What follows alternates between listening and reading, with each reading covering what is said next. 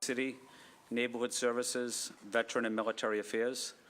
I am joined by my colleague, the sponsor, Councilor Althea Garrison. I want to remind you that this is a public hearing, and it is being recorded and broadcast live on channels Comcast 8, RCN 82, and Verizon 1964, and webcast boston.gov, City Council/TV. At this time, if you can please silence your cell phones and other devices. We will also take public testimony and would appreciate if you could sign in to testify on the left-hand side there. At the start of your testimony, please state your name, address, and affiliation.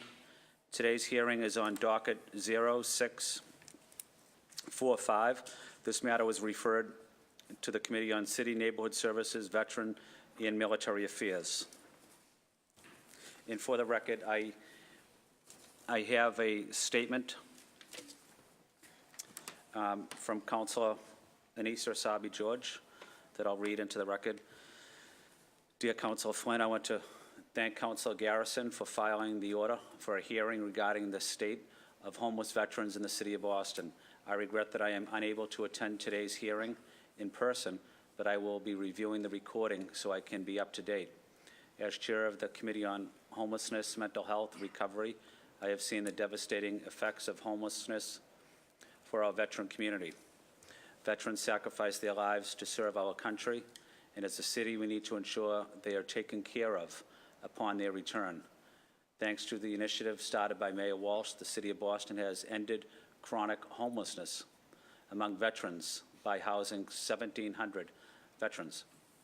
Another important aspect of this conversation is acknowledging the amazing work our nonprofit leaders do. A few months ago, I had the privilege of doing a ride around with Pine Street Inn. Throughout my time with the outreach workers that night, we came across veterans that were spending the night outside. Another incredible organization that has been on the front lines is the New England Center for Homeless Veterans. As we find solutions to these issues, it is vital that our nonprofit leaders and those in the front lines continue to be at the table. I look forward to reviewing the tape and working together to find solutions to these pressing issues. That is from Councilor Anissa Sabi George.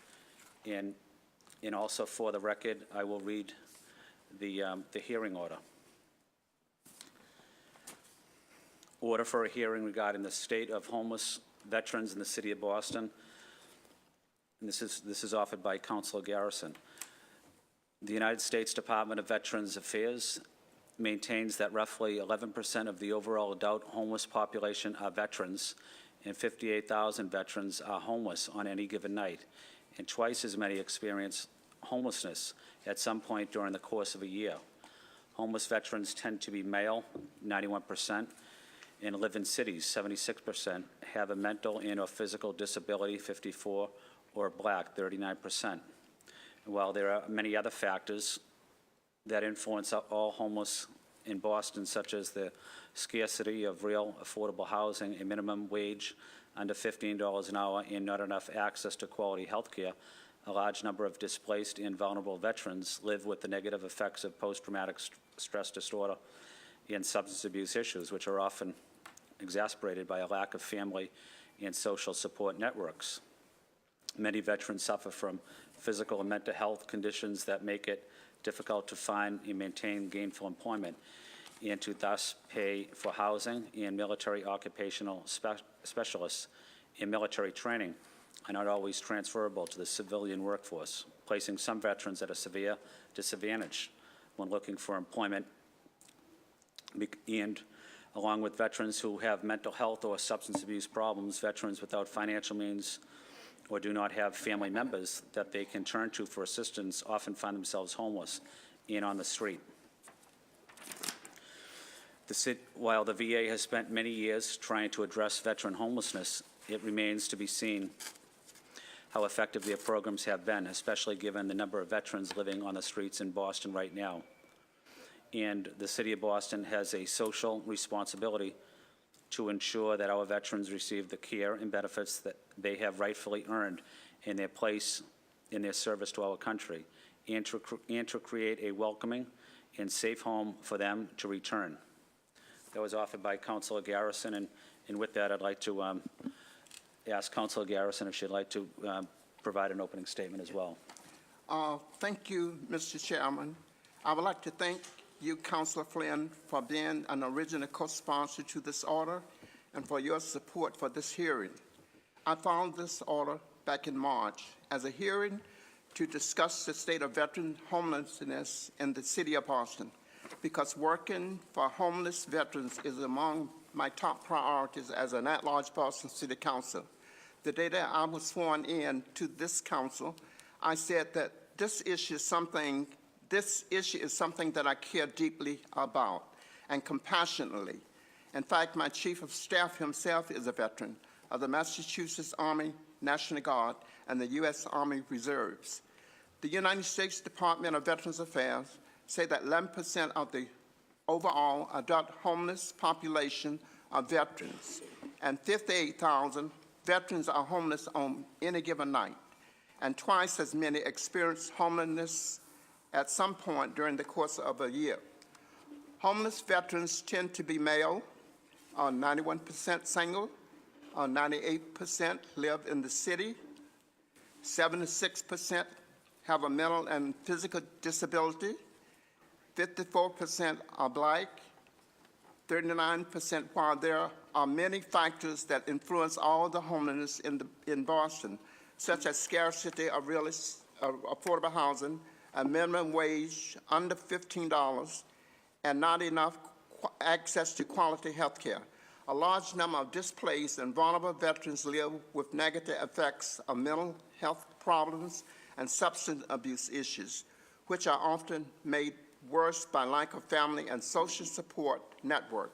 Many veterans suffer from conditions that make it difficult to find and maintain gainful employment, and to thus pay for housing, and military jobs and military training are not always transferable to the civilian workforce, putting many veterans at a severe disadvantage when looking for employment. While the VA has spent many years trying to address veterans' homelessness, it remains to be seen how effective their programs have been, especially given the number of veterans living on the streets in Boston. At this very moment, however, I'm happy that we have representatives from the City of Boston, Supportive Housing Division, and the Office of Veteran Services, Mass Housing, and the New England Center and Home for Veterans to testify here today in order to assess what is going on, as well as serve homeless veterans and also to identify those areas that together we can improve.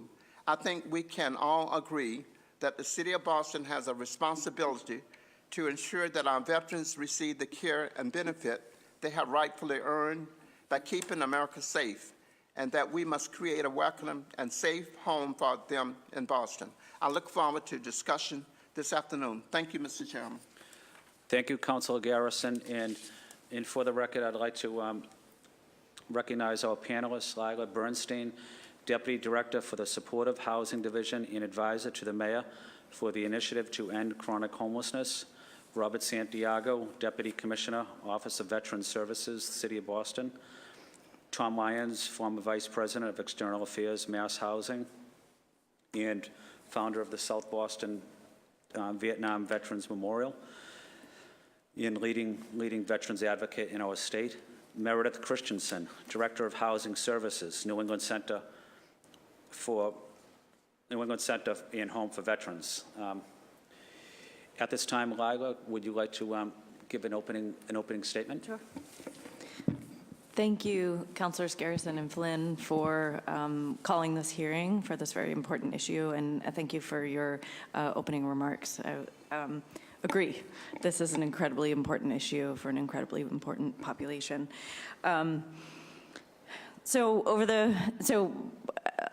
Back in June of 2015, Mayor Walsh released an action plan to end homelessness among veterans and chronically homeless individuals, and we've been working off of that action plan since that time. The year before that, he joined Michelle Obama's national challenge to end veteran homelessness that was put to mayors across the country. So we had a head start when the action plan was released. Over the past 5 years, we've transformed our system so that every homeless veteran that's identified in the city of Boston has a pathway to housing. Between 2014 and 2018, we housed 915 homeless veterans. And as Councilor Sabi George's letter referenced, we ended chronic homelessness among veterans. So that means we ended long-term homelessness among veterans with disabilities. And we were certified by the federal government as having done so. We've also significantly reduced the number of homeless veterans on any given night in Boston. Since 2014, we've reduced the number of homeless veterans who are homeless on a given night by 39%. And more than 2/3 of the veterans who are homeless on a given night are in transitional housing programs. So most of those beds actually are located at the New England Center and Homes for Veterans. And they're in these transitional housing programs for up to 2 years while they work towards permanent housing. Our work to end veteran homelessness ramped up in 2014 after the mayor joined the challenge, and we joined cities across the country to intensify our efforts. In 2016, we were certified. I mentioned that we were certified as having ended chronic homelessness among veterans. But we've also made substantial strides towards ending homelessness among all veterans in Boston, not just those who are experiencing chronic homelessness. So we have a system to identify all veterans who are experiencing homelessness in the city. And we have a list of names of all the veterans that have been identified, and it's reviewed every week by the city, the VA, Boston Housing Authority, and then nonprofit partners, including New England Center and Homes for Veterans, and other city agencies such as the Office of Veteran Services. We come together and look at the names of homeless veterans in the city of Boston and work on a housing plan for everyone on the list. We have emergency shelter available for any homeless veteran that's identified and sleeping on the street. So there are a very small number of homeless veterans who sleep outside in the city of Boston. Typically it's less than 5. Occasionally they'll see, 6 or 7, but I haven't seen a number over 10 in years. So, those veterans are offered shelter every night, and there's a bed available for them. And people make choices not to come to shelter for various different reasons, but there is shelter for every veteran in the city of Boston.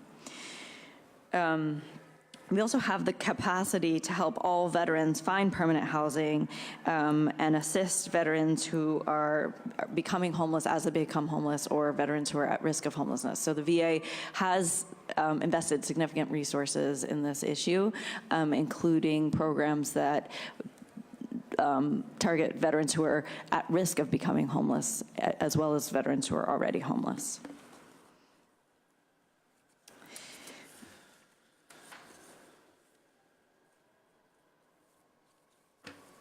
So I also want to mention that D&D has funded several affordable housing projects specifically for veterans, and this came up at a hearing this morning over the last several years, and I will name them specifically. So South Boston Neighborhood Development Corporation and Caritas Communities developed a project named Patriot Homes, which includes 24 units of affordable rental housing for veterans. New England Center and Homes for Veterans created a project through renovating their historic building at 17 Court Street across City Hall Plaza, and the scope included creating 35 new beautiful efficiency apartments, as well as moderate renovations to the existing 59 single-room occupancy units in that building, and thus expanding the number and quality of permanent supportive housing units set aside specifically for homeless veterans. These 35 new efficiency units were paired with services from the VA so that it was not just offering very vulnerable long-term homeless veterans a unit, but also services to help them stabilize and maintain that tenancy. In addition, the Brighton Marine campus completed a project with 102 units, 80 of which were affordable with a veteran's preference, and they are now working to renovate another building on their campus that will be 25 units specifically for homeless veterans, and they will also receive support services from the VA.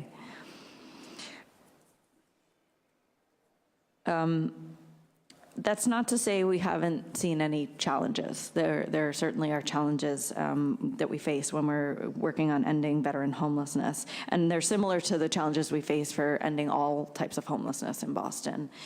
We are seeing a steady flow of veterans falling into homelessness. Even though there are prevention resources, not everyone is caught by those prevention resources. When we look at our data, on average, there's one new veteran becoming homeless every day in Boston on average.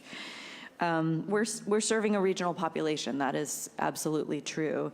The main veteran resource is called New England Center and Homes for Veterans, and they are serving folks from all over New England and beyond.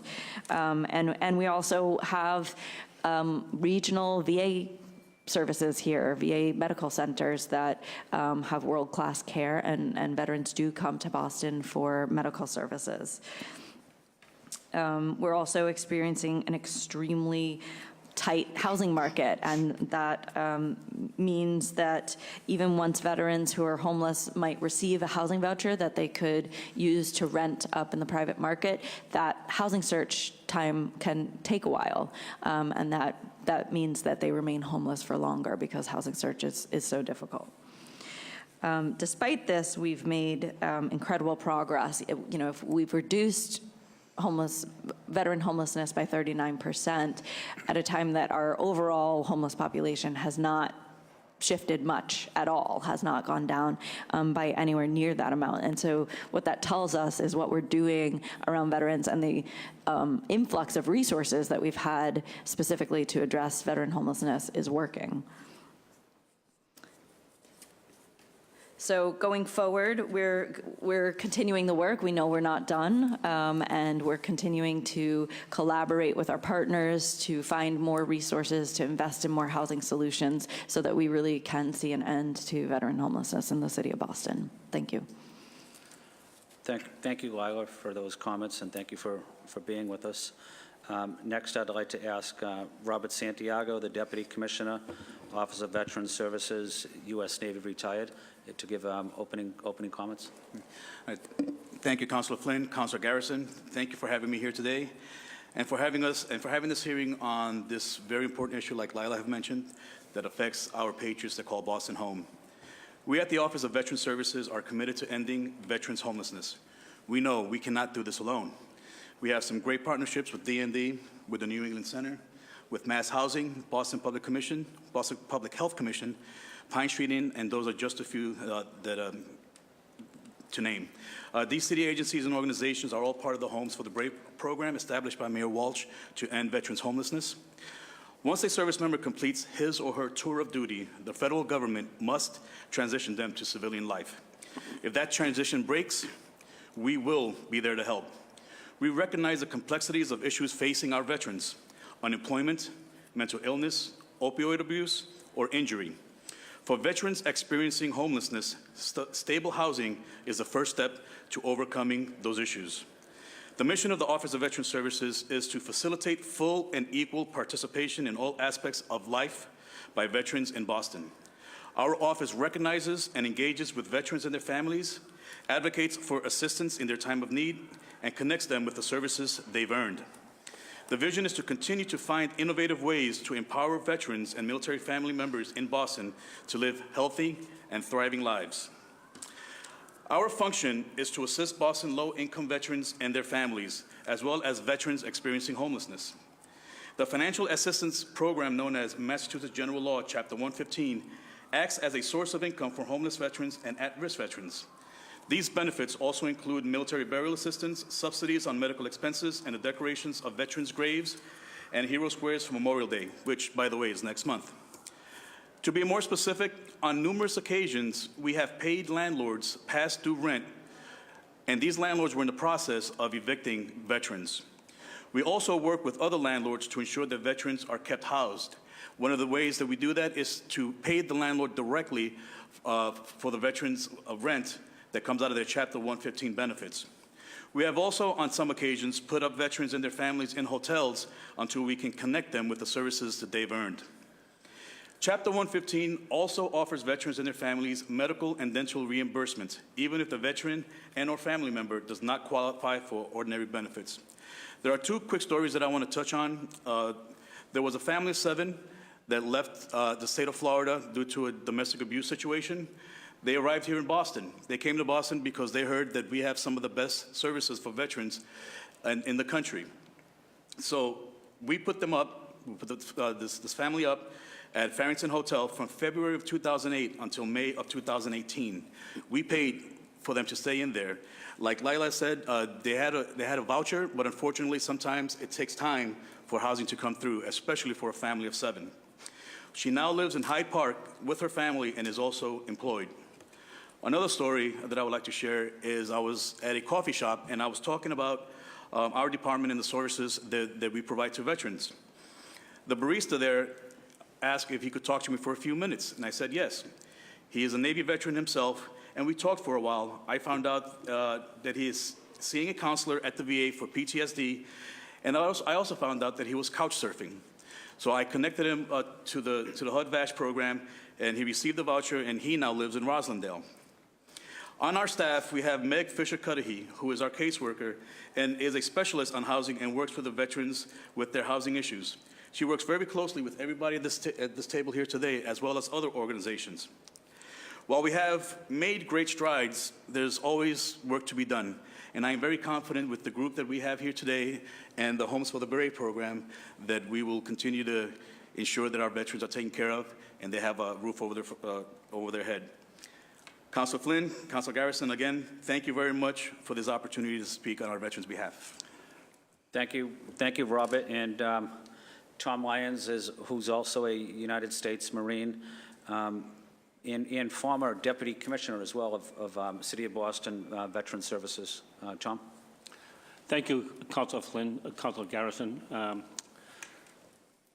For the record, I just want to say that I've been part of the veterans community in Boston for well on 35 years now, even as my time as Deputy Commissioner in Boston from 1985 to 1995. The City of Boston's Department of Veteran Services was part of the opening of, at that time, the New England Shelter for Homeless Veterans. So I've been involved, as I say, right from the beginning. And having left the City of Boston to become the Executive Director at the New England Shelter for Homeless Veterans, now New England Center for Homes and Veterans, once again I saw firsthand the devastating impact that homelessness has on men and women who have served in the military. And when I left the center and I went to work at Mass Housing, I immediately got involved in trying to help create and provide housing for men and women in uniform. And one of the things that I've seen over the years and have learned is housing, particularly for veterans who are homeless, can only happen if we have wraparound services to allow them to be able to continue their success and live back in the community. As it's been stated, I sit on the board at the Bright Marine, and we are building 102 units of veterans housing that we hope to have open in the fall. We will be creating 25 SRO units, again, with the assistance of the VA VASH program. Not only will be providing the housing, but they'll be also getting case management and the services on campus that will allow them to be successful. So over the years, it's been talked about time and again. The programs and services are what makes makes the success story. One area that I saw several years ago, working with and talking with Sheila Dillon, was the VASH vouchers that veterans get. Sometimes the lag time in trying to provide or to find housing is some of the landlords don't understand exactly what a VASH voucher is or what comes with that voucher. And given the market, the rental market in Boston, it becomes harder and harder for someone to find an apartment. And I think back when I was talking with Sheila, there had to be 20 to 25 or more veterans who had a voucher but just was having a tough time trying to find a place to call home simply because of, I think the notion of, and I don't particularly like the term homeless veteran. I'd rather say a veteran who was formerly homeless, but they don't understand, the notion that you're not just getting a homeless person, you're getting someone that has served this country. At Mass Housing, we were able to create, or able to create sober housing for veterans through our CCRI program, Center for Community Recovery Innovations, where we provided money to nonprofits to help create sober housing, and we incorporated an area specifically for veterans who are homeless. And we actually have a set-aside program for developers who are creating affordable housing throughout the Commonwealth. There's a set-aside program when they borrow dollars from Mass Housing that they do provide low-income and/or formerly homeless people in apartment. The other area I think that I'm not sure gets enough attention is through the public housing. There is a veteran's preference. I'm not sure it's used enough or brought up enough for organizations or individuals who are on that list to take advantage of. So I would say today, maybe it's an area that this committee or folks can look at and ensure that the BHA is opening up the opportunity for veterans' preference when it comes to housing. Thank you. Thank you, Tom. And Meredith Christensen is with New England Center and Home for Veterans. Oh, yeah. Thank you, Councilor Flynn and Councilor Garrison. I just want to piggyback on what Mr. Lyons said about the VASH vouchers. They are still up against, even if they have a voucher, it's only can go about 90 days to get leased up with it, and they're still up against the same vetting process as somebody filling out the same application that a market rate we're going up against. So they're kind of being compared to the market rate population around. And going back to what Layla said about the veterans list, we do identify every homeless veteran through the city of Boston. We kind of talk about them at length. They're all enrolled in the housing track. We all work together, collaborating with the VA, Pine Street, Volunteers of America, Boston Rescue Mission, all of us together to figure out the best housing path for each homeless veteran in the city of Boston. Thank you, Meredith. Councilor Garrison, do you want to begin with the question and answering session? Okay. I'll start with Mrs. Meredith, representative from the New England Center and Home for Veterans. Are members of the National Guard and the Reserve eligible for benefits, the New England Center and Home for Veterans? And more generally, what is the requirements for veterans to receive services?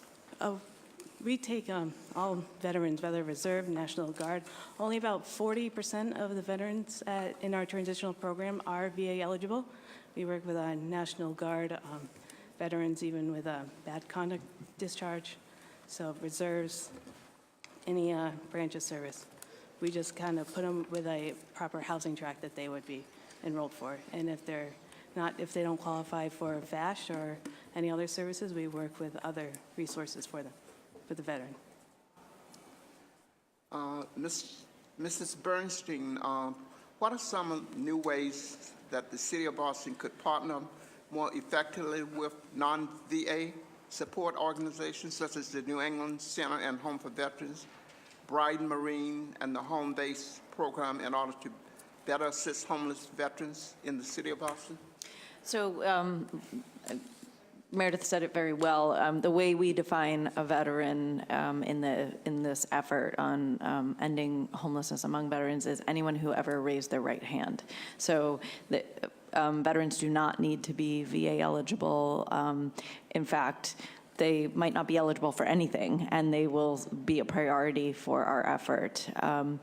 So we're at the table every week with the agencies that you named, working on how to piece together the right package for the veteran in front of us.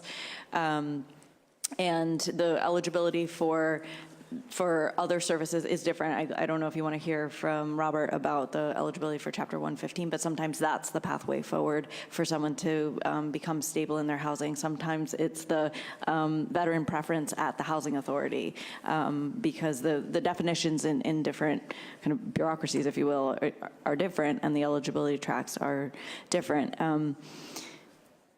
Yeah, I'll leave it there. Mr. Lyons, recently I filed a home rule petition here in the City Council looking at a form of rent control as a concrete way to address the affordable housing crisis here in Boston. I often say that we talk about the need for affordable housing in Boston, but the problem is that there isn't any affordable housing. With your experience at Mass Housing, can you talk about concrete ways that we can assist our veterans find real affordable housing here in Boston? Well, Council, Mass Housing has done a couple of, I think, innovative ways of looking at helping veterans find housing, to include formerly veterans who are homeless. One, through our mortgage program, we created a program called Home for the Brave. Excuse me, it was Home for the Brave. Now it's called the Welcome Home program, where we provide down payment assistance and the lowest rate for a veteran who is looking at purchasing a home or a condo, not only in Boston, but throughout the Commonwealth. As I said earlier, we're providing literally millions of dollars to help nonprofits who are creating sober housing for people, for veterans coming out of programs, helping them provide dollars to build and create sober housing. And as I said, there isn't a set-aside program, a 3% set-aside when developers borrow money from Mass Housing. There's a set-aside program that for low-income renters who want to live in the city. I think the notion of either taking over an empty lot or taking over a building and trying to create and build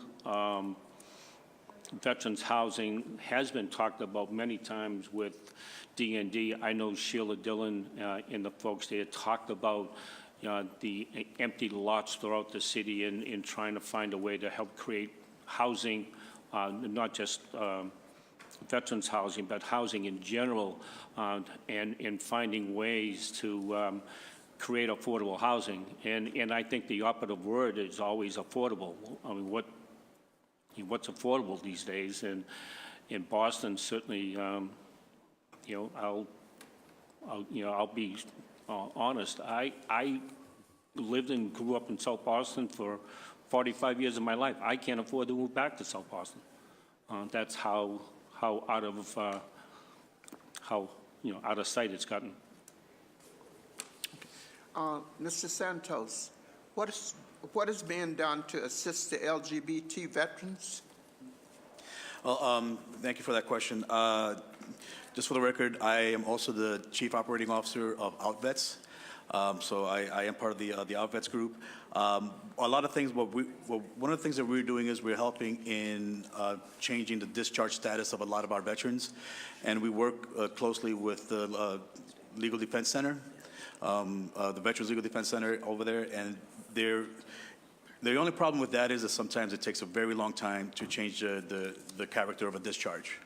But we are working very, very closely in ensuring that those discharges are being changed for the LGBT veterans. Another thing that we do in the City of Boston, Office of Veteran Services, last year we had our very first LGBTQ town hall, and we are actually having another town hall on June, actually we changed the date. I said June 6th, but it's actually going to be June 13th. And what we do there is we recognize the LGBT veterans and we hear them out. We hear what their stories were, what in the time in service, and what impact that service had. Well, one of our takeaways is we provide all the veterans that are there with information on where they could get services as well as an LGBT veteran. I know the VA, they actually have a very good program, and they have peer-to-peer programs at the JPVA for the LGBT veterans and also the trans community as well. So we're working as closely as we can. Me, myself, being an LGBT veteran myself, is definitely something that I always think about every day, and what more can we do for our LGBT veterans. But we start with changing the characterization of their discharge. Thank you. I'm finished. Thank you, Councilor Garrison. I'd also like to recognize Councilor Lydia Edwards, who's with us. She's been a strong leader on veterans and military family issues, and she's also the daughter of a U.S. Air Force veteran. So, Councilor Edwards, thank you for being here. Thank you, and thank you so much. It's 2 hearings for you today, Layla, and it just speaks to your dedication and what you're doing for the city of Boston and everything you've done actually for homeless. And if I hadn't mentioned that in the previous hearing, I wanted that to be on record. Your work, your creativity, your leadership has been vital to our preventing and actually ending homelessness in the city of Boston. So thank you. On this particular population of folks, and I'll get into it in my questions, but I'm excited to hear about what the numbers are, the demographics. I do know, having worked at the City of Boston, not only are we already firmly dedicated, but our partners in terms of the veterans housing downtown has made sure that anyone who's basically pledged at any point in their life to the military, no matter how they left the military, is assured services, and I'm very proud of that. So I just want to make sure that as we're talking, we're making sure that any of our programs that are designed are meeting the unique needs of this particular population that has, I think, unique wraparound service needs. The timing is different, and also making sure that as our demographics and that they change up. My mother was in the military, not my father. Again, it's making sure folks in the LGBTQ community, folks with disabilities, now they may not have had them when they went into the military. All of those unique needs need to be accounted for when we're providing housing. So thank you all for your leadership and your dedication. I think this is going to be a very positive conversation. So thank you. Thank you, Councilor Edwards, and I'll open it up on questions. I know all 4 of you talked about the HUD-VASH voucher. And what the importance of that program is, maybe starting with you, Tom. Can you give us some background information on what that voucher actually does, and maybe what steps we can do? Robert also referenced it, to educate the public on how we can be more helpful to veterans and to landlords in what the procedure might be. Any public awareness campaign we also can think about. The VASH voucher, Councilor, is a product of a HUD and the VA coming together to find a way to provide assistance to a veteran to find housing. But it's more than just a voucher for money. It's actually providing a manager to help with the individual to assist them to find a housing, but also be able to check in with that individual to make sure he or she is still continuing and is on track in terms of doing the things they should be doing, helping them in terms of getting the resources into programs, the things that I think that have always been talked about, but we finally realized over the last number of years of how important the wraparound services are to keep someone in their apartment and to maintain their sobriety, or to maintain the issues if they're going to see a counselor for mental health issues. It's really a program that doesn't get a lot of attention, but I think given what it does and what it can do, getting the word out within the community, particularly with landlords or whoever, I think it'd be helpful in ways that it's not going to expedite someone finding something, but it may at least limit some of the barriers that veterans are finding when it comes to having that voucher and trying to find a place to live. Thank you, Tom. Anyone else want to comment? Maybe Robert, is there any way we could maybe consider doing a public awareness I think the campaign on public it? awareness part of it, I'm sorry, Counselor. Yeah, that's okay.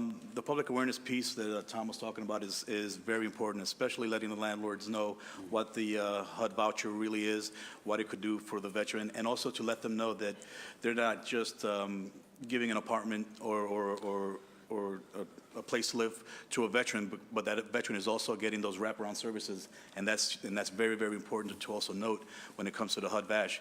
It's not just their that is being subsidized, but it is also coming with services for that veteran.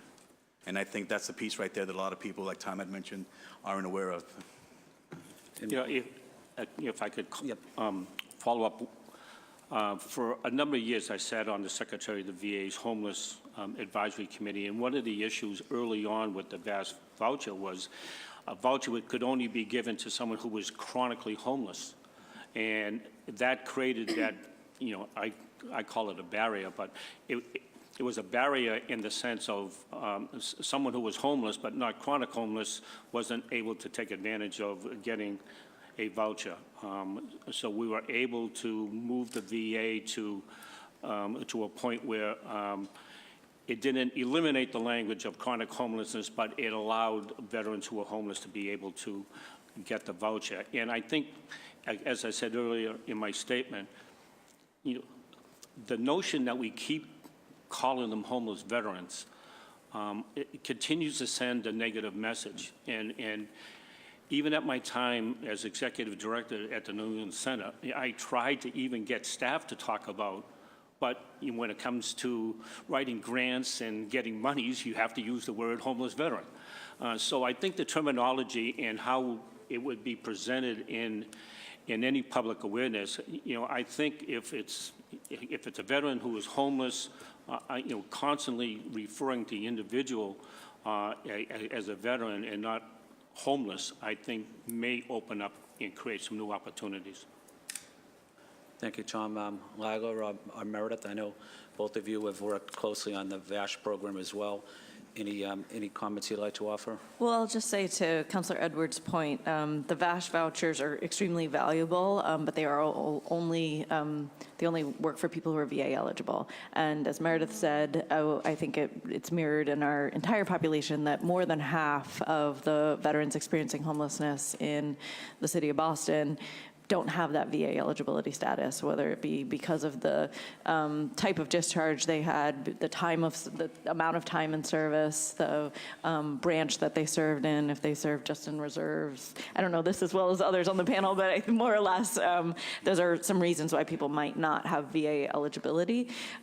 So we've had to be creative about bringing forward other resources that mirror what VASH has to offer, but for people who are not going to be VASH eligible. We received 25 vouchers from the state that are the Massachusetts Rental Voucher Program that we paired with services to kind of create this package of housing plus supportive services. Specifically for non-VA eligible vets, we again, look to the Housing Authority sometimes for units. We use other federal vouchers that come through D&D to house homeless veterans who can't get access to a VASH voucher. And Meredith probably has 17 other avenues. We apply for mainstream affordable housing with homeless veterans, some of which has a veteran preference and some does not. And we try every avenue to get everyone on the list housed. We really, we won't be able to get this done if we just use one resource. Meredith? About the HUD VASH program is that it does provide autonomy. They can pick, veteran can kind of pick where they want to move to within a certain catchment area, and they are given the wraparound supports. We do have what they were pointing out, Veterans Welcome Home, which are the MRVP vouchers that are given to the chronic veterans who aren't VA eligible, and that provides permanent supported housing where they are given a case manager throughout the whole time they are housed. The biggest challenge is just mainly getting landlords involved and willing to rent. The prices are sometimes higher than what the voucher would pay, and that's kind of what my staff runs into a lot, and kind of working with them to find suitable housing. Thank you. Lila, I was wondering, when you have affordable units that are available, maybe through the lottery system, what type of outreach do we do to try to encourage veterans to apply, or what other ways could we be more effective in getting our information out to the homeless community in Boston about a lot of the opportunities for veterans that are homeless? For affordable housing lottery specifically? Yes. So, I'm fairly confident that most of the housing search teams, like the ones that Meredith heads at New England Center Homes for Veterans, are on all the lists of projects that are opening up. And what's tricky is the screening criteria for some mainstream affordable housing screens homeless individuals out, or people experiencing homelessness out, to Tom's point. People may be on lists and it may be exactly what they need, but when it comes to being screened, they will be told they're not eligible for a large number of reasons. It could be they don't have the income in the narrow income band that project is requiring. It could be that they they have a housing history that doesn't meet the standard of that particular project. It could be, and when you've experienced homelessness for a while, your housing history doesn't look as good as someone who might be currently stably housed. It could be a prior criminal record conviction, and all of those things work against people who might have barriers to housing, and that's why our initiative has to be really creative about looking at all different types of resources that someone might be eligible for, and not just locking into one. If we're only relying on BASH and mainstream affordable housing, a good number of veterans who are experiencing homelessness won't ever get housed. Thank you. Meredith, do you have anything you want to add to that? Or? Yeah, but back on what they were saying with the lotteries, sometimes the AMI percentage that they use, at least for my client base at the New England Center, they don't always fall into that category. Maybe the few who receive SSI along with 100%, they can fit into kind of the 50% AMI, but if they're not within the 30% AMI affordable for the lottery, that kind of screens out a good portion of the veterans. And I know my staff gets a weekly Metro list from the city of Boston with all the upcoming lotteries, and we have a constant weekly housing search with my team. They come in and we try to get them on as many lists as possible, but it's income-based, and again, with the housing history is also another challenge. Tom, I was, I want to say thank you to Mass Housing for excellent work for so many years on helping veterans locate apartments across the city and across the state. I know you worked closely with D&D and the mayor's office. How important is it that government play a role in this crisis to making sure that veterans that are homeless have an opportunity to get a place? Is it critical that there's great partnerships between various government agencies? Absolutely, and it's not just partnership with other government agencies, it's partnerships with the nonprofits in the communities that the veteran wants to live in and go back to in many cases. It's critical in the sense of that individual who is at the time of his or her life is at the lowest point, know that they have somewhat of a safety net that they can go to and get some help to be able to get back on their feet and back to their community. I think one area where the Bright Marine our housing committee looked at not only building the 102 units of housing, but we also created an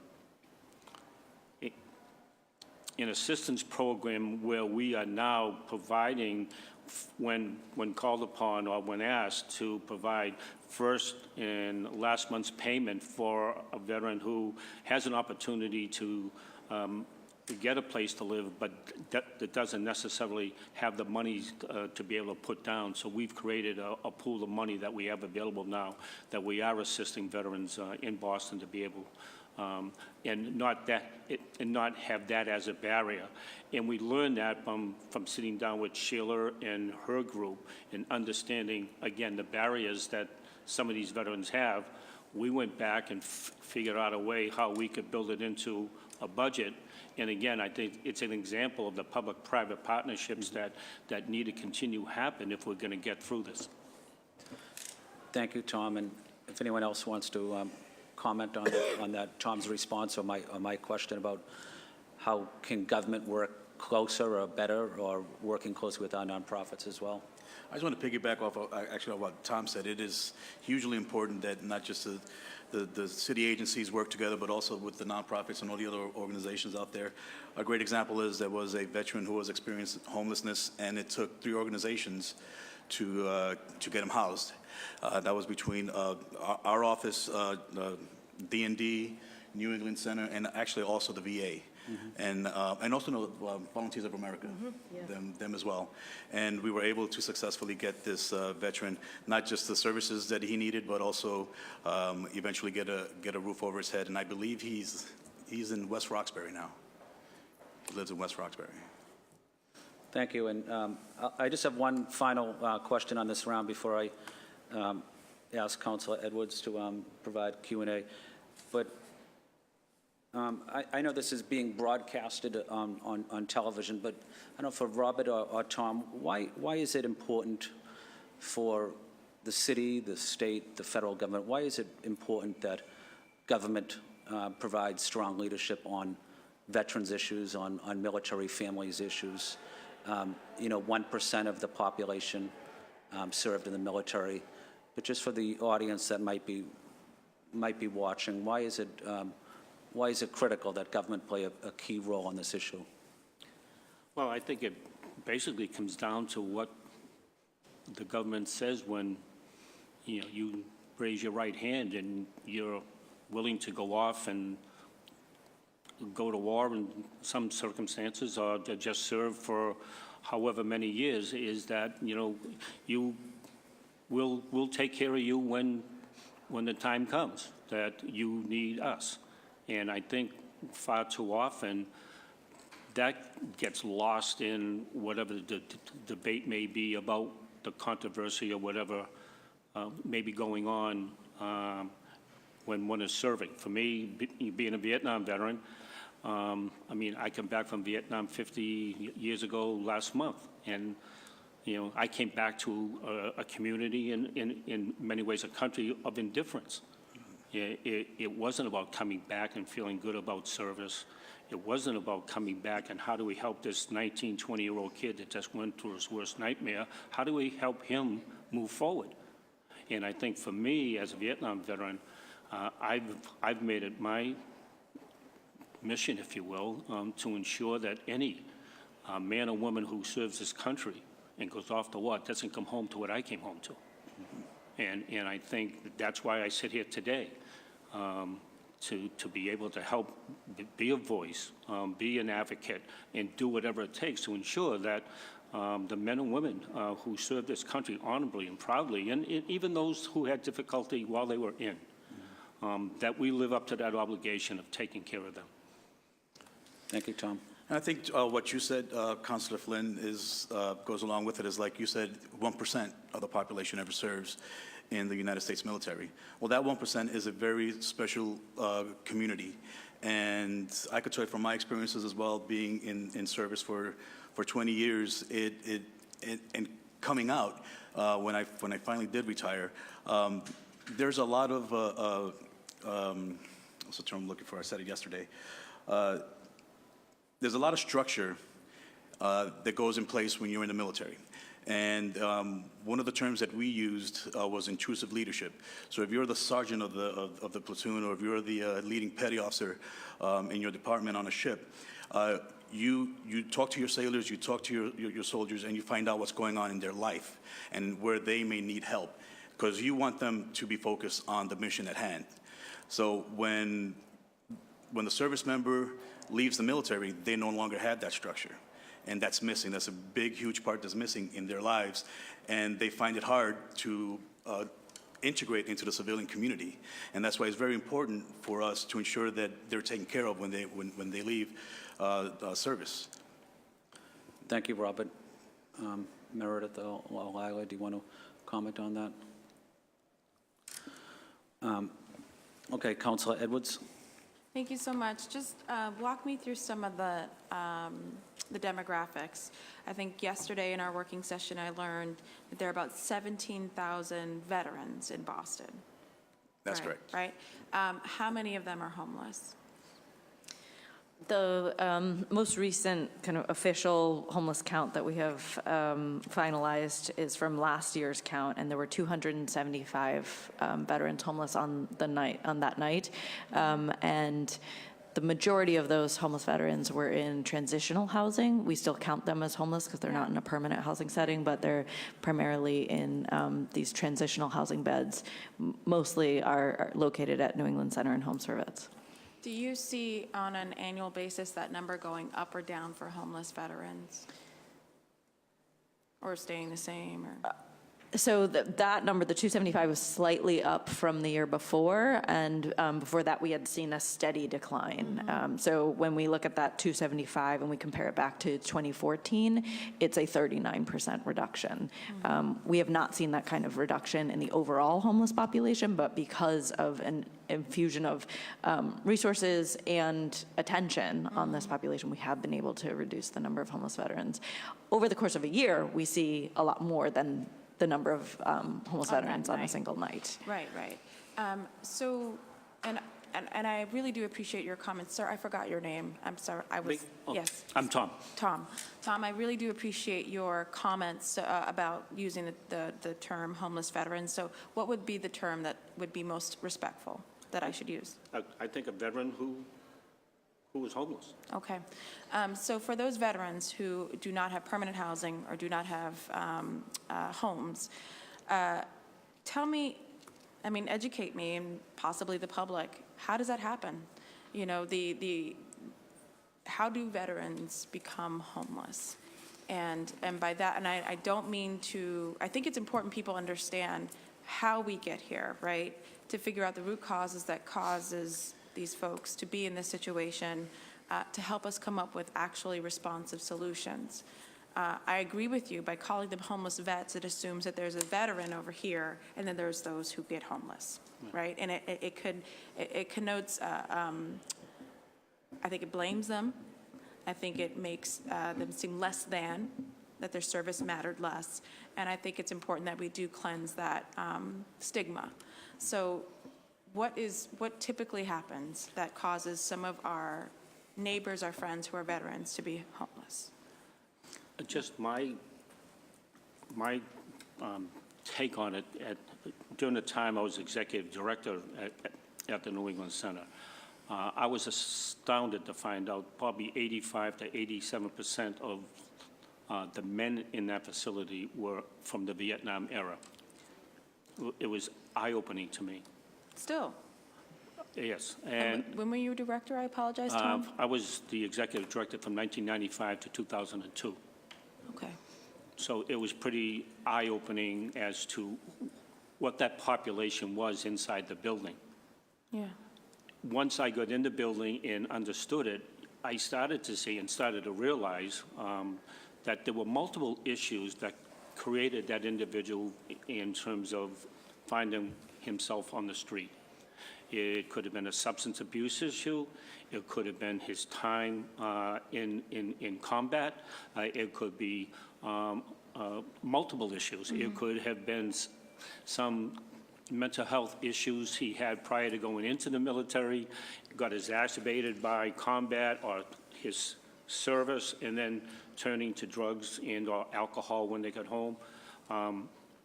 You know, I think you have to remember that time frame when men and women were coming out of the military back then. The VA didn't have the programs and services Right. that we have today. So the center was the VA's outpatient clinic, where if you had a problem, you went to the clinic and they wrote you a prescription and, you know, said, go on your way, don't call us, we'll call you, which never happens. And so you had many Vietnam veterans who didn't have the opportunity to talk about their experience, what they went through as young men, and the VA wasn't prepared for the kind of issues that Vietnam veterans were dealing with when they came home. The notion of being in Vietnam on Tuesday and being back home on a Thursday didn't exist in Korea or World War II. I hate to get No, I think too it's- yeah. into this, but we didn't have a chance to download what we went through to whoever, and so it was all eternalized. And you get home, you put your seat bag away, and you try to get on with your life. And if you weren't from a community, a family that could help you do that, you turn to, you know, the drugs and or the alcohol. You self-medicated. And become self-medicated, yeah. Did you want to add? Going with what Tom said, yeah, it is a lot of the Vietnam veterans as well, because Still. it is our aging population as well. So less dramatic too. I've seen a lot of my veterans who just simply got priced out of their units with their 100% along with their SSI. It doesn't cover the Boston rent right now. So a few of our seniors, the 62 and older veterans, that's some of the reasons why they end up coming to shelter, unfortunately. I mean, that's really interesting to Yeah. find that we're still dealing with the generational impact of, I think, the government's utter mishandling of returning folks, returning warriors from Vietnam still. And the rippling effect of that to this day, that someone could still be homeless from not having to undo what was done to them and then not having a supportive government when they did come back. Do you find with the current wars, Afghanistan, Iraq, are those that it's a different generation of veterans that's coming back? Have we been more responsive? Do you find in the population less of those veterans in the homeless population? I think, I would like to think the lessons learned from Vietnam is now we have programs and services for these young men and women who are coming home and are transitioning back into the community. And we have, you know, departments like the City of Boston Veteran Services. We have Veteran Services offices in every community throughout the Commonwealth, so that they have some place to go. They have a direct link to programs and services that they can take advantage of. And again, it's all about, you know, it's really all about those two words when they come home, welcome home. I mean, those are two words. Tony, my pal over here, Tony and I didn't hear those two words. And those are two powerful words to a man and woman coming home from the service in their country. Thank you. And just mental health services improved with this group too. PTSD is noticed. Even Or- acknowledging it, right? Yeah, That it exists. yeah. And that it could be a reason for any kind of service upgrade or kind of a service connection based on coming back with PTSD. That's more notice than it was with the Vietnam veterans. So transitioning over from just about learning about our population, I want to transition into some of the housing programs. That's what I'm a little bit more familiar with. So I thought I'm a landlord, for example, and I didn't even know about this program for the HUD VASH. I didn't even know about that. So has the city considered possibly a match or a way in which landlords, so if I wanted to, honor my mom's service, honor service in general, I have an available unit in my house, where would I go to say I'd like to have a qualifying veteran go into that? Where would I go? Or do we have a place for me to go? At the New England Center, we do have a landlord liaison through our programs. We do have many housing specialists, and that's kind of what we're looking for, is for landlords who want to rent to the veterans with the VASH program or any other subsidy. So I would be able to just contact your nonprofit or Veteran Services here, and you would direct me to your nonprofit to say, yes, we have a list. They come with these wraparound services. How long do those wraparound services last? That depends on what kind of team that they have. It's usually, you go long, but sometimes they can graduate out of the program. Okay. But they can always still receive services going forward. I think it also depends on the services that they're receiving and what they're Okay. receiving it for. But I know we actually, it's funny, Councilor Edwards, you had mentioned that, because we actually did get a couple of phone calls from landlords telling us that they would like to rent to veterans, and we just like you said, we have our list, and we just go down the list until we find somebody that's willing to. Yeah, right there. no, I think it would be great in terms of the public in terms of outreach, either on or around Memorial Day or on or around Veterans Day, to literally push that out there on social media, saying, rent to a vet, making sure that landlords, and here I am, I didn't know about it, that we could know, or that we would do that.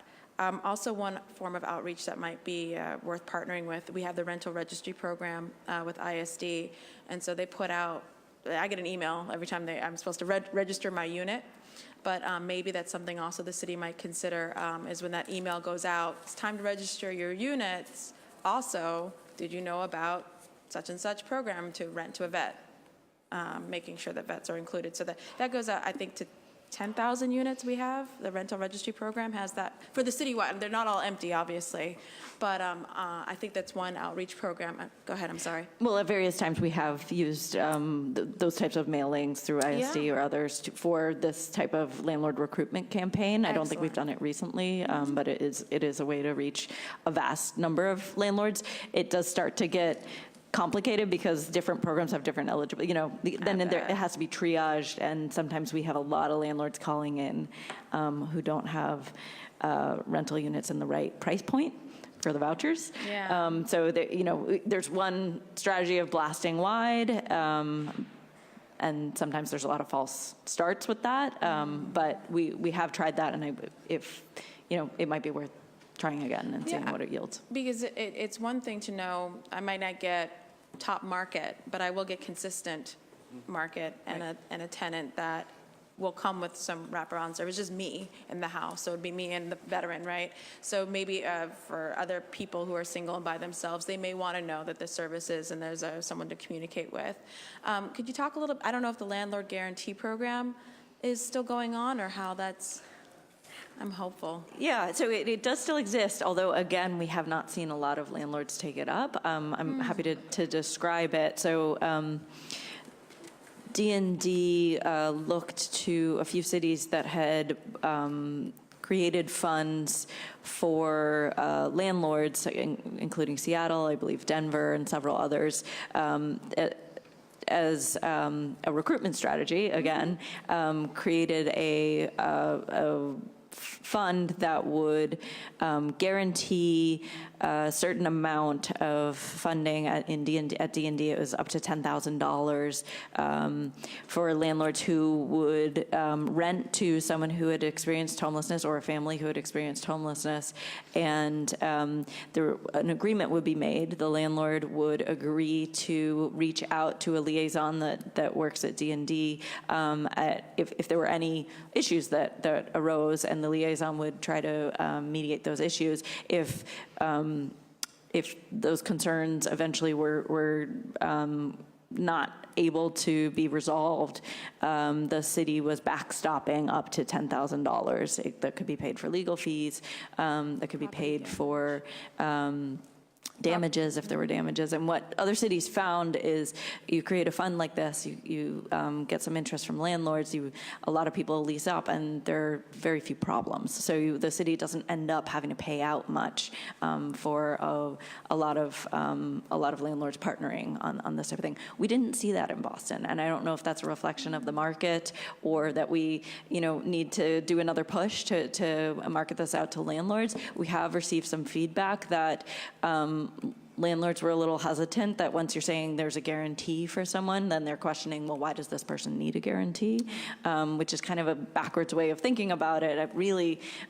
Most of the time, the tenancies are extremely successful, and the landlords and the tenants have a very strong relationship. It was really about trying to change the perception of landlords so that they go ahead and partner with us. But we heard from some landlords that was doing the opposite. So I think there's some kind of maybe branding and marketing we need to do differently to reach landlords with that. But we've had a few households lease up with that, and as far as I know, those tendencies are going quite well. Excuse me. So the program, the Landlord Guarantee Program, was also providing supported services, or at least for 2 years, as I understood, for the person. They would have wraparound services, and the individual would be able to contact someone if they had maybe an issue with the landlord.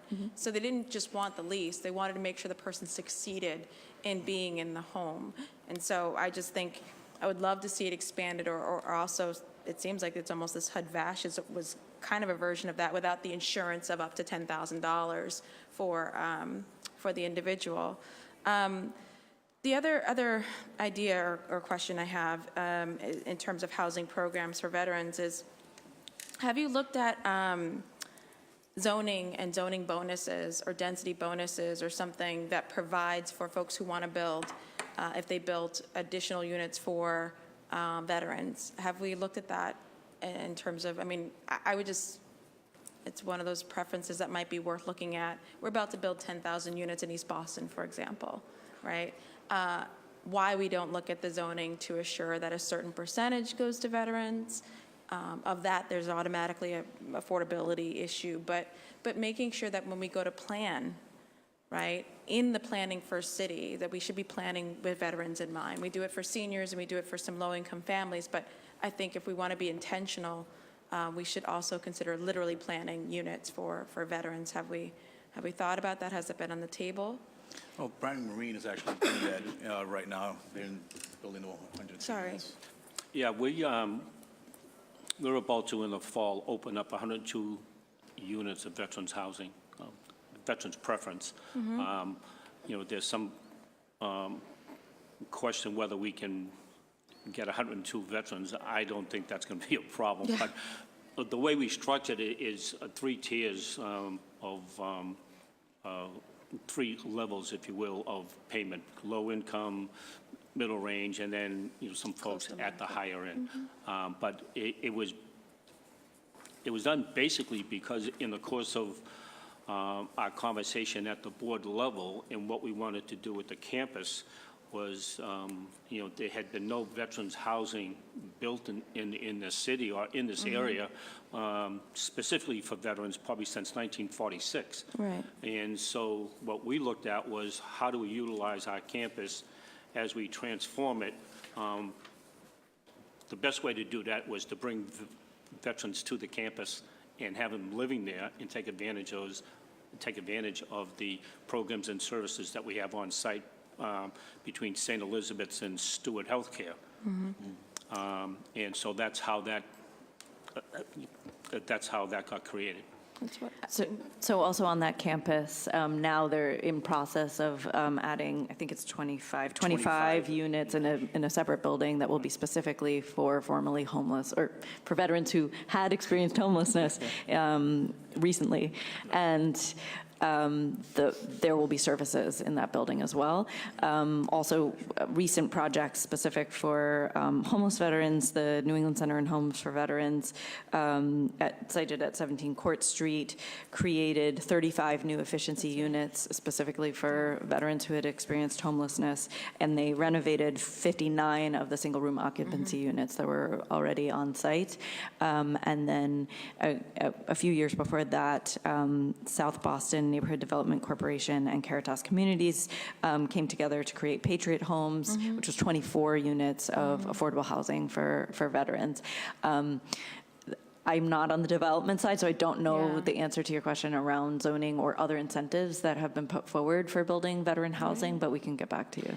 I just think it's, especially when we're about to endeavor 10,000 new units between Revere and Boston, that if you don't plan for it and don't require it from day one, you can always adjust the numbers later on, but it's harder to say, what about us after the fact, after the building's been built, and then say, well, they'll come with vouchers, or the vouchers may not be there, so on and so forth.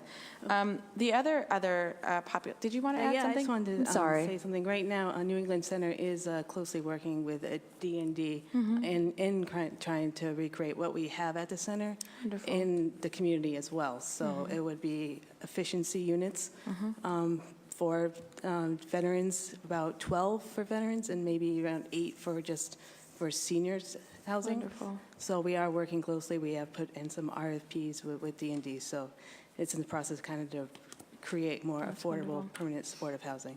I have my next question is usually because I mentioned in the working session there are those who serve directly, and then there are those who serve indirectly. So of the population of veterans who may be experiencing homelessness right now, how many of them have families? I say that because my mother is a veteran, right? And so if she was experiencing homelessness right now, if the efficiency wouldn't work for her, right? She might be able to get in some other shelters, maybe, but my sister and I may have been too old, or some of the shelters don't accept boys after a certain age. So if we're going to talk about veterans, right, you need to talk about the folks who indirectly serve with them, those who do receive them home and say, welcome home. And how do we make sure that when we're planning to prevent the homelessness, right, that we're doing it for all, that entire unit? Thank you for that question. Don't know the exact number, but I do know that through our office on more than one occasion, 2 or 3 or 4 occasions, it is very hard to find transitional housing or shelters for families. One of the things that we did, we put them up in a hotel, and we pay for that hotel. We try to get them a voucher, and once they get that voucher, it's just a matter of time before they get housed. I had mentioned earlier there was a family of 7 that fled Florida. It was a domestic abuse situation, and she came to us for assistance. We put her in the Farrington Hotel, I believe it is, and she was there from February till May. So she finally got a house where she could have for a family of 7. And we work with the Department of Veteran Services at the state level because of Chapter 115 to get prior approval to get them to be able to pay for the hotel stay. But that's what we do in our office. We actually we pay for their housing, make sure that they have a place to stay, and that the family gets a hot meal every night. Yeah, no, I think it's important, and when we are building, if we're not building for veterans with families, the ripple effect of that homelessness impacts a lot more than that individual person. So to clarify, the units at Brighton Marine, I do have the bedroom breakdowns here. There were 9 studios. This is the 102 units that Tom referred to. There were 9 studios, 37 one-bedrooms, 26 two-bedrooms, and 8 three-bedrooms. So there were some larger units part of that development.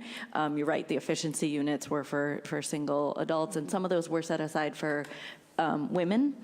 I don't know how many, was it 6? We have 1 floor dedicated for women.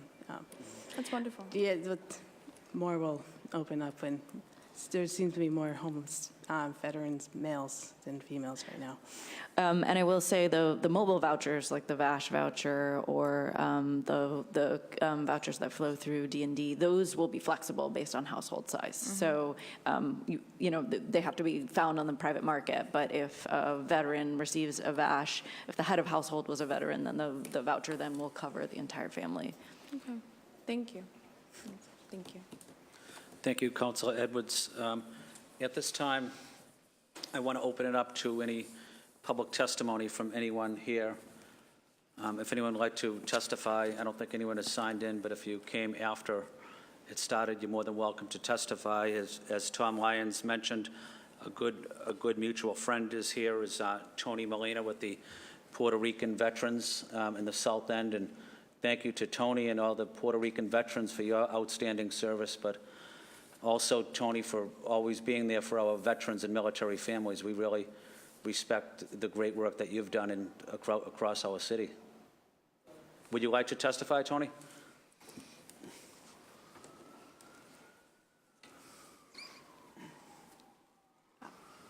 Tony, you can go to that one over there. Yeah.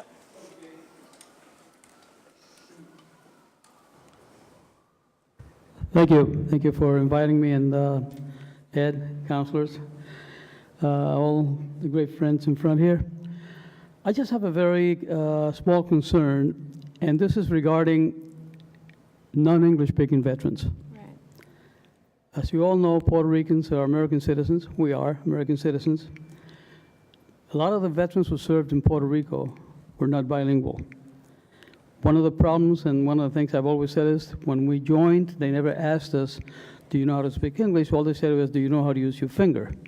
And we always said, yes, we can pull, and Tom knows, we are very good, especially Marines. Hurrah, brother. And since Maria, about a year and a half ago, we've had quite a few veterans come up to the States, especially Massachusetts, because they know that Massachusetts is probably the best state in the nation that takes care of veterans, and Boston is the best city, in my opinion, that take care of our veterans. But we have a lot of Puerto Rican veterans who are living with families because they have no place to go. They're not bilingual. And what I would love to have the city of Boston, the Veterans Department, and the state is do an outreach for all these veterans that are living with parents or with friends, but have no way of knowing that there are a lot of services available. So I would recommend that there be an outreach in Spanish done to the Puerto Rican veterans who are here. And just a very curious data, Puerto Rico, and this came out about 10 years ago, Puerto Rico has more veterans per capita than any other state. Wow. Has more killed in action than any state per capita, and more Purple Hearts per capita than any state. But unfortunately, we're not recognized, and this is not a political meeting, so I'm not going to say what I want to say. But we'll say that personally. But I hope that that will happen, and that these Puerto Rican veterans who are living with relatives or with friends, or we don't even know where they're at now. I just got a call from Puerto Rico to see if a person from Arecibo, who supposedly left a week ago, they haven't heard from. He was coming to Boston. We haven't heard from him. We don't know where he's at. But I hope that we can do an outreach and tell these Puerto Rican veterans that we do care for them, and that we will take care of them. And by the way, Tom, you returned home 50 years ago. Next Tuesday will be my birthday. It'll be 53 years since I got shot in the head in Vietnam. So that's why I say it's my birthday, because I was born practically that day. But thank you, and again, it's an honor, a pleasure always to be here, and with people like you folks who care for veterans. Thank you much. Thank you, Tony. Thank you for your service. Keep just talking, it comes on. There it is. All See? right. Tony Molina, thank you very much for saying that. As a Puerto Rican veteran myself, with roots in Puerto Rico, I speak Spanish también. Yo hablo español, eso sabe. But I do want to get with you and sit down with you. I do want to reach out to those Puerto Rican veterans and to let them know that that as far as we're concerned, that they are now Boston residents and we're going to take care of them. So we'll talk and discuss and see where we could do the outreach and to get those Puerto Ricans together and let them know that we got services for them. Thank you, Robert, and I had the opportunity when I was on active duty at Joint Task Force Guantanamo. The National Guard unit that was activated that provided security there was the Puerto Rican Army National Guard, and they were, I became great friends with them. I served with them for 13 months, and outstanding soldiers, outstanding Americans, and always there for everybody, and real team leaders and compassionate people. I'm also proud to represent a huge Puerto Rican community in Boston as well, and but we have the highest respect for you, Tony, and the tremendous work that you've done across our city. And Robert, when that meeting is scheduled, could I also be included when you talk to Tony? Okay. Yep. So I don't think anyone is here to testify. With that, I will ask Councilor Garrison, maybe we can give closing comments?